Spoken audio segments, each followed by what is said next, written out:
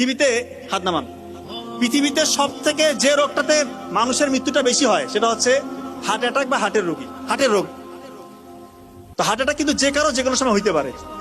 তো WHO এবং American heart foundation তারা বলতেছে প্রি হসপিটাল ম্যানেজমেন্ট যদি কেউ করতে পারে হার্ট অ্যাটাকের রোগীকে, তার মানে মৃত্যুর ঝুঁকি 70% কমে আসে, আল্লাহ যদি চায় ইনশাআল্লাহ। তো তার আগে তো বুঝতে হবে যে আপনার হার্ট অ্যাটাক হয়েছে কিনা।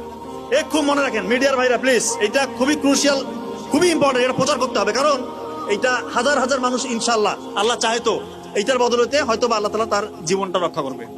হার্ট অ্যাটাক যদি কারো হয় কিভাবে বুঝবেন? দেখেন, বুকের মাঝখানে চাপ আসবে, মাঝখানটাতে। অনেকে মনে করেন বুকের বাম পাশে মনে হয় চাপ, না, বুকের মাঝখানে ব্যথা বা চাপ, এমন চাপ যদি 20 কেজি ওজনের একটা পাথর আপনার বুকে চাপা দিই তাহলে কেমন ওজন লাগবে? ভারী লাগবে না? মনে হয় একটা ভারী কিছু চাপ দিচ্ছে, এরকম চাপ অনুভব হবে।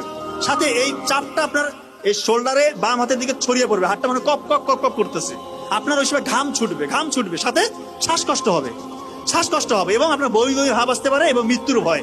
এই কয়েকটা ফিচার যদি আপনার থাকে আপনি কাল বিলম্ব করবেন না। যদি হাসপাতাল বসে থাকে অবশ্যই হাসপাতাল নেবেন, কিন্তু অনেকের এরকম হয় যে হাসপাতাল একটু দূরে আছে। এই জন্য ওই WHO এবং আমেরিকান হার্ট ফাউন্ডেশন তারা বলছে প্রি হসপিটাল ম্যানেজমেন্ট বাসায় করতে পারবেন। খুব ইম্পর্টেন্ট, অ্যাসপিরিন, একটা ট্যাবলেট অ্যাসপিরিন 300 mg চিবিয়ে খেতে হবে। অ্যাসপিরিন চিবিয়ে খেতে হবে, ইনশাআল্লাহ তার 50% মৃত্যুর ঝুঁকি কমে আসলো।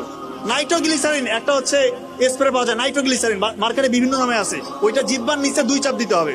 আর একটা হচ্ছে অ্যাটরভাস্টাটিন গ্রুপের যে কোনো একটা ওষুধ 40 mg খাইতে হবে। আল্লাহ চাহে তো তার মৃত্যুর ঝুঁকি ইনশাআল্লাহ আপনি 70-80% বাসার মধ্যে কমাই দিলেন, এরপর দ্রুত হাসপাতালে নিয়ে যেতে হবে।